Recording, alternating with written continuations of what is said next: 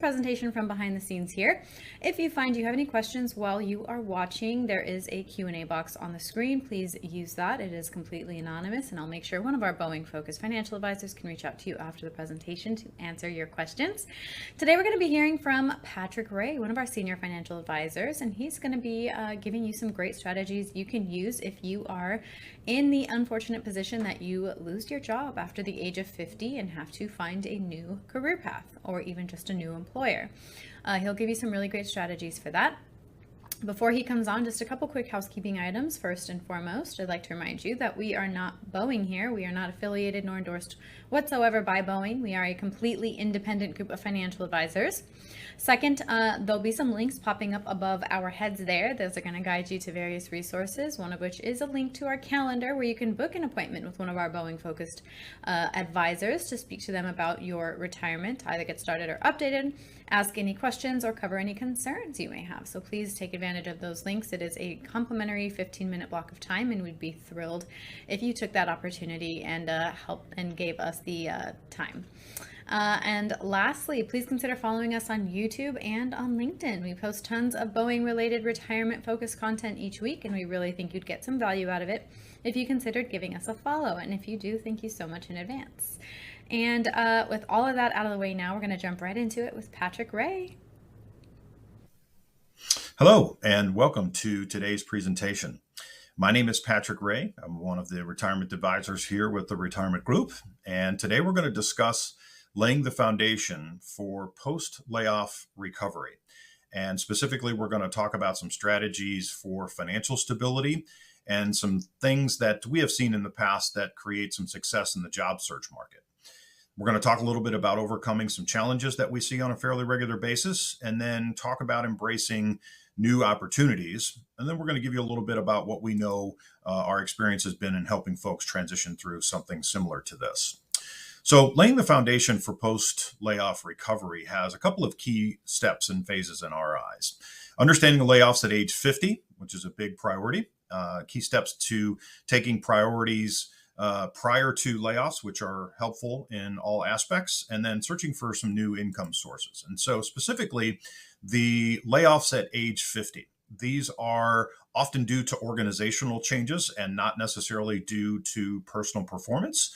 So while it's easy for us to say you shouldn't take this personally, it's more of a business decision in most all cases. And the age group that is being earmarked to have this applied to in most cases are that 50 to 55-year-old range. And this is the age group that is in their peak earning years.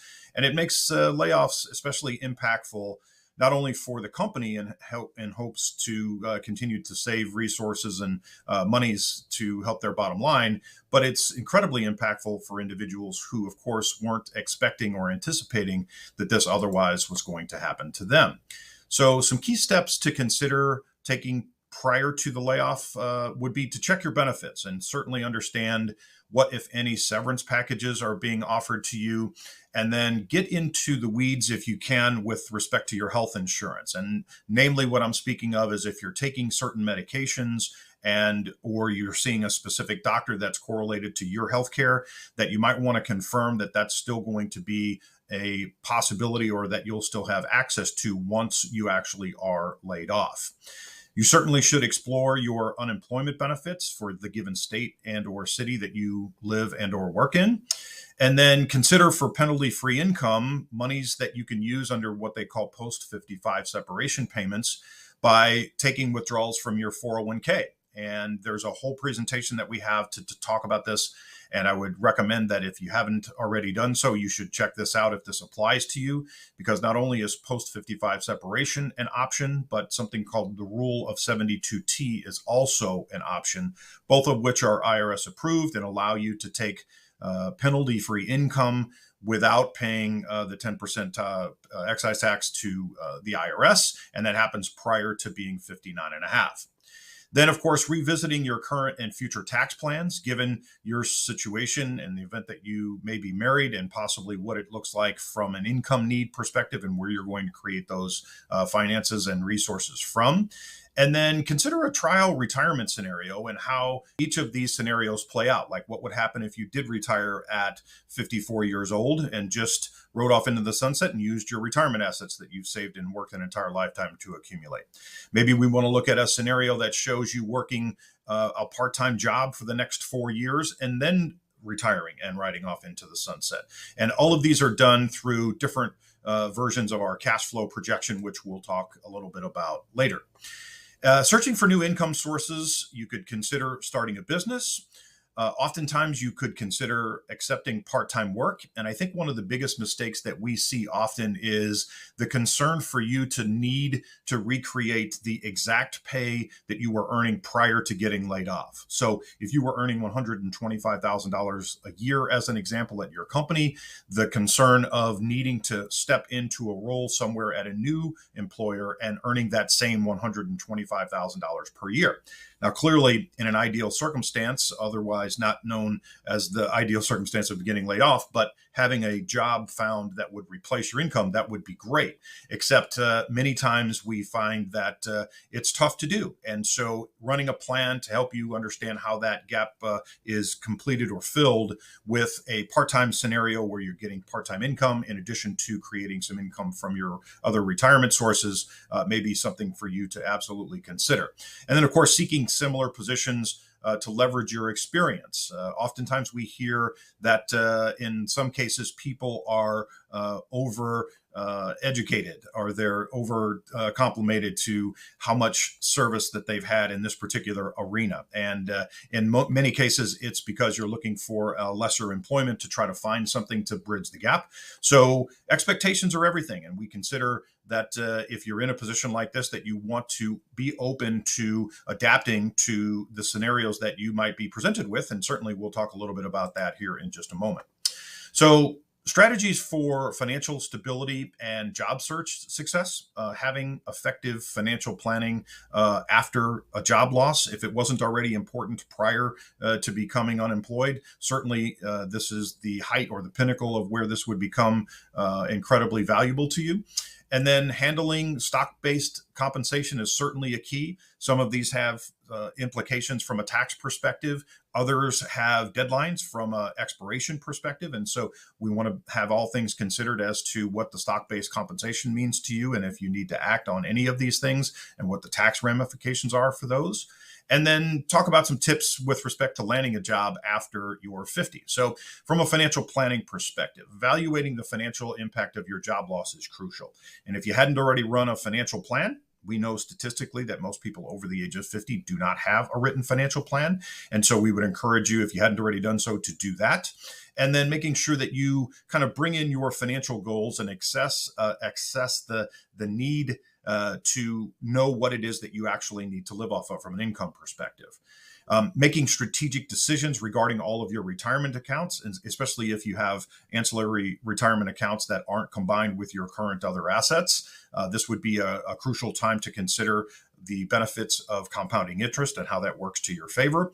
And then assessing and evaluating a tax plan for not just the given year that you're in, especially if some kind of severance is offered or a bonus pay or some kind of commissions that you were otherwise earned while you were still working and they were ultimately paid to you, what that means to you today, and then, of course, for future tax years.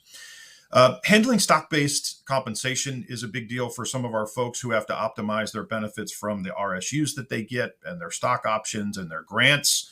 And as I mentioned a few minutes ago, they're timely in many cases, and certainly there's a tax impact to many of these decisions. And so you just kind of want to get your arms around all of these things at one time. If there's a way that you can do that, you should spend some time in an effort to get your arms around that. And then considering the timing of exercising these options in the event that they do have deadlines, and running a tax proposal or a tax plan that shows the implications of this. All of which are part of the cash flow projection and cash flow planning process that we would take you through in the event that you would like some help with that. So tips for landing a job post 50 has been difficult from our experience of what we hear from our folks, but engaging in professional development is certainly a way to help you impact the positive energy and the positive aspects of being post 50 and looking for a job. Having a network and preparing for interviews is a big deal. Practicing is certainly something that would be encouraged. Updating your resumes and highlighting the skills that you have are also big tips and certainly key points to consider. And then if you don't already have a LinkedIn profile, you should probably consider creating one of those so you get some exposure to other employers that are looking for potential help. Certainly that you might be otherwise in tune to apply for. And then considering the uses of a temp agency or some kind of headhunter to help you navigate through the waters that are maybe unknown to you, because maybe you've been working for the same company for dozens and dozens of years, and this is the first time that you've ever been without a job since you've been out of college, as an example. So certainly there's a bunch of professional help that you could gain in this particular market to give you some leg up on the competition, so to speak, when you go to look for a job. So overcoming some challenges and embracing new opportunities is always a big key. And we'll talk a little bit about the dangers of layoffs at age 50 plus, and then staying employable beyond in your 50s and beyond, and then have a discussion over what we actually covered here in the grand scheme of it. So the dangers of layoffs at 50 and plus is ageism leads to a prolonged job search in many occasions. And you're going to be overqualified, they're going to tell you, and they're looking for something different. We've heard all the different ramifications of what employers are telling our people who are in this position. And we know that 56% of the Americans over the age of 50 are forced out before retirement, which means that this comes at an unexpected time. So if there's never been a priority placed on the planning aspect of where you are financially, this would be the number one priority in this case from a financial perspective, for sure. And getting your arms around what it means to be laid off and where you can look to replace or supplement these income situations while you're trying to make one of the more important financial decisions that you've had to make in quite some time. Staying employable into your 50s and beyond is leveraging experience and embracing the new technology. I can't tell you how many times that we've heard from our folks about the unwanted or the lack of desire of learning a new process or learning a new way that a new company or a different company does things. And we would just encourage you to try to be as open-minded as possible, because in this given environment where maybe you weren't otherwise prepared to retire in your early 50s, this would get you to bridge the gap to get you to a more comfortable stage in life in the event that that's necessary or needed for your particular situation. So, and networking effectively, certainly many of you have built-in contacts from your years of service at the company that you just were laid off from, and reaching out to some of those folks is one of the best things that you can do from our experience, from what our folks have told us, in trying to maintain an appearance that you're in the job market and you're actively looking for getting back into the working world. And so these are things that are certainly on top of the list when it comes to trying to network and utilize the contacts that you've made for years and years and years of hard-earned work that you've had. So navigating a layoff at age 50 requires some resilience and some adaptability. I mean, there's just no way around it, right? We know that this is untimely. It was probably unexpected in many cases. And it doesn't seem like this is the thing to do, which is to just ultimately retire, because you probably would have otherwise done that in the event that you were giving an opportunity. So going through the pros and cons of adapting and trying to find out where you're at financially and running proposals to see where the financial plans lay you as far as how it looks today versus working another 5 to 7 years, as an example, at a new firm. It's going to create some need for you to adapt to the environments and the circumstances, because the new company is going to probably do things differently than the way you've been doing it for years and years and years. And a strategic financial plan is probably one of the most important things that you could put in place if you haven't already done so that you can have a guided expectation of what's next in this volatile scenario that you're probably not accustomed to in many cases.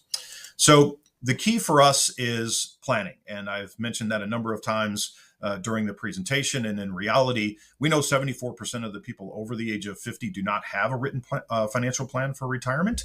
And this is the population that we're talking about that are typically getting hit with layoffs. And so, as I mentioned, it's untimely, and it's typically an unexpected scenario that you haven't planned for, which means now planning comes as one of the biggest priorities. And at the Retirement Group, we have a ton of knowledge and experience in helping folks that work for Fortune 100 companies transition into a successful retirement. And we have offices nationwide, and we have an intimate knowledge of many of these plans for the savings plans that you have and the pension plans that you have and the medical benefits to give you some objective opinions on what it looks like if you were to do certain things after the layoff takes place.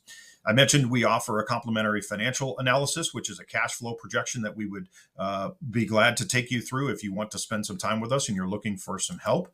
And you can reach out to us in a number of ways. You can info at the Retirement Group email address and email us there. You can also call the 800 number, which is 800-900-5867. You can use this QR code to the left and schedule an appointment that would put you on a calendar with one of either myself or one of my colleagues. That is a convenient time for you to ask and get answers to your questions. And then if you're not already following us on LinkedIn, I encourage you to do that. We have some company-specific pages that may very well apply to you.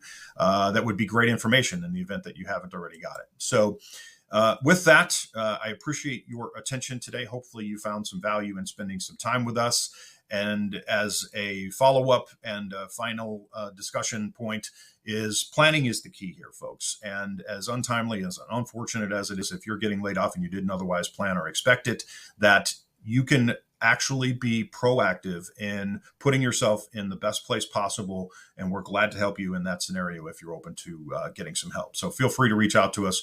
And with that, I'll leave you for the afternoon. I appreciate your attention and have a great day. We'll see you next time.